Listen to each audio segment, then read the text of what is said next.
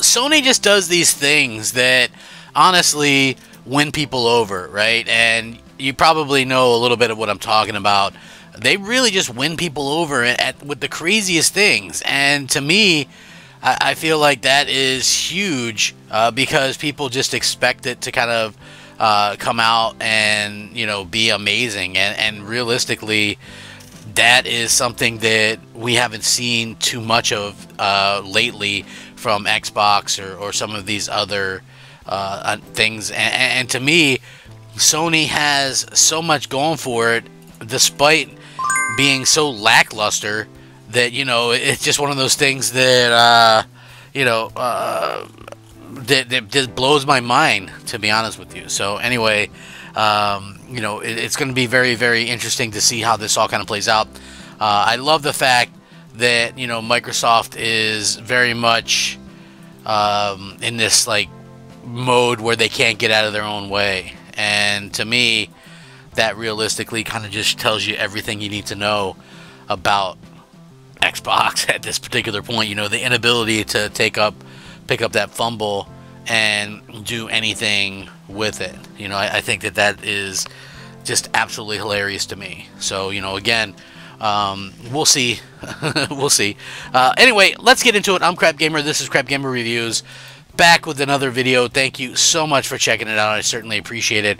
If you guys could like the video, share it out.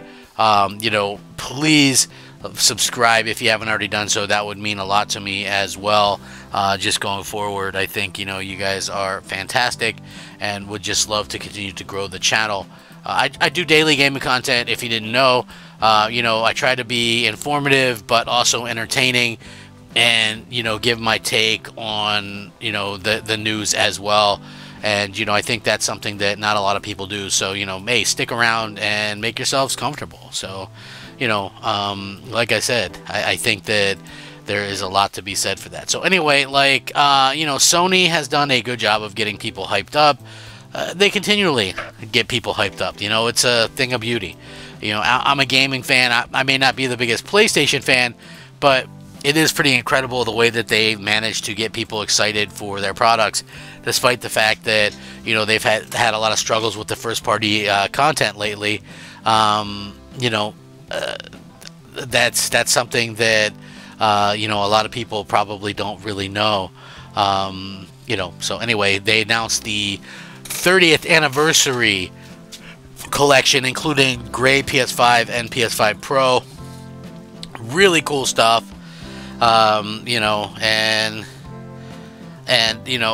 This is such a fantastic thing to me anyway. Like, so many people just like that were pissed off about the Pro now are like ecstatic about it. So the collection will include special 30th anniversary editions of the PS5 Pro and the PlayStation 5 Digital Edition. The 30th anniversary PS5 Digital Edition will include a console colored like the original PlayStation, along with matching DualSense, a console cover for the disc drive, which is still sold separately, a vertical stand, a poster, one of 30 possible designers, and original PlayStation style cable connector housing, 4 PlayStation shaped cable tiers, and a sticker and a paperclip.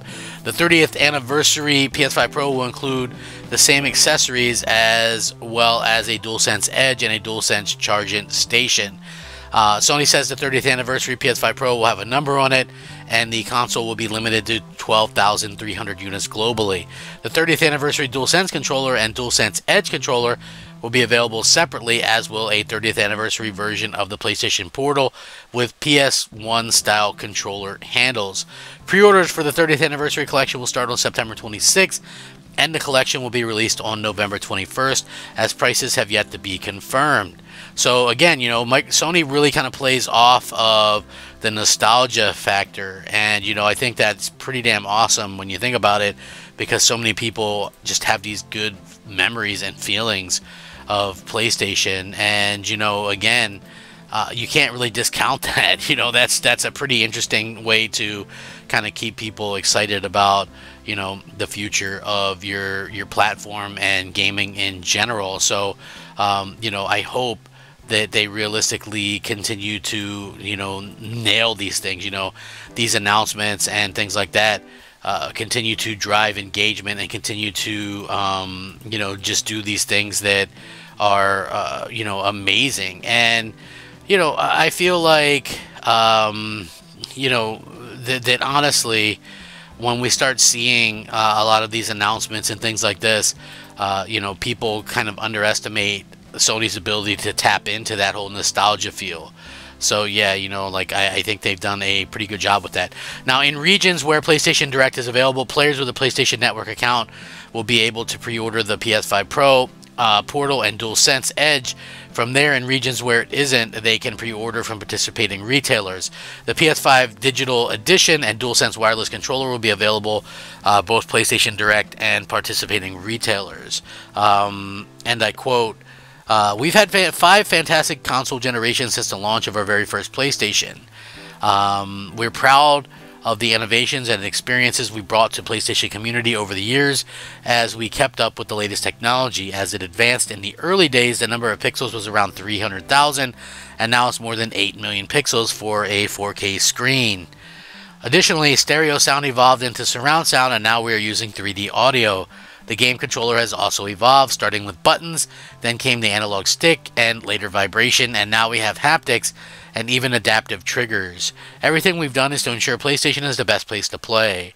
We believe the beginning of our journey is an important part of our history at Sony Interactive Entertainment, which is why we are honoring this moment by bringing the original PlayStation design theme into the latest products for PS5 and commemorate the last 30 years. As we look ahead to the future, we will continue to innovate as technology evolves, so you can enjoy each memorable moment in your continued journey with PlayStation. So again, really kind of looking at this and just going, man, they really nailed this. People are like going crazy for this stuff, which I think is pretty awesome. You love the fact that people are talking about this and just excited about it, because like I said, gaming nowadays has just been kind of a bit of a drop off from what we're used to. And I would love to see gamers continue to kind of be happy and excited about the future of video games once again.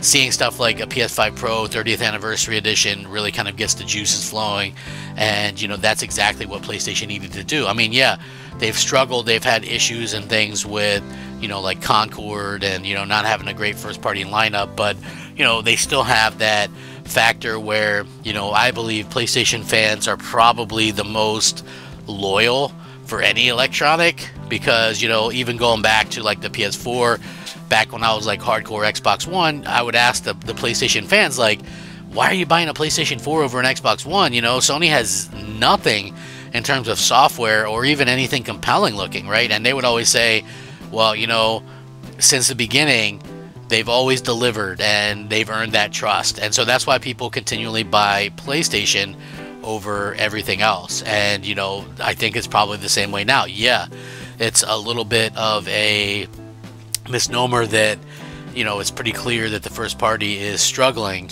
but at the same time, we see that that things can obviously change at the drop of a hat, and next thing you know, they're announcing 4, 5, 6 big first party titles that are just like impressing the hell out of everybody. And it's stuff like this, the ability to announce those type of games, the ability to announce a console like this. Yep, it's going to get scalped. Yep, it's going to be hard to come by. Yep, everybody is still talking about it, and that's something that I feel like is like what PlayStation does best. It's kind of crazy to me that they managed to kind of nail this time and time again, and nobody ever kind of questions it. And everybody's just like, yep, I expect that. I expect PlayStation to kind of nail these kind of aspects and impress people with these types of announcements and things like that. So bravo to them for getting everybody excited again and getting people kind of amped up for like the 30th anniversary. Just like, wow. And when you think about it, the way that they handled their 30th anniversary stuff versus the way Microsoft handled like the 20th anniversary stuff, kind of night and day, to be honest with you, because if you think about it, I don't really recall Microsoft doing much to commemorate that. Like, they should have been doing like Xbox consoles that look like the original Xbox, and all these type of different things that get people excited, and they didn't do any of that. So like I said, anything can happen and anything can change, but you know, when it comes down to it, I think Sony really has like their fingers on the pulse of gamers. But anyway, thanks so much for watching. I hope you guys check out the description for the link, and I'll catch you next time. Rack 'em up. Crap Gamer out.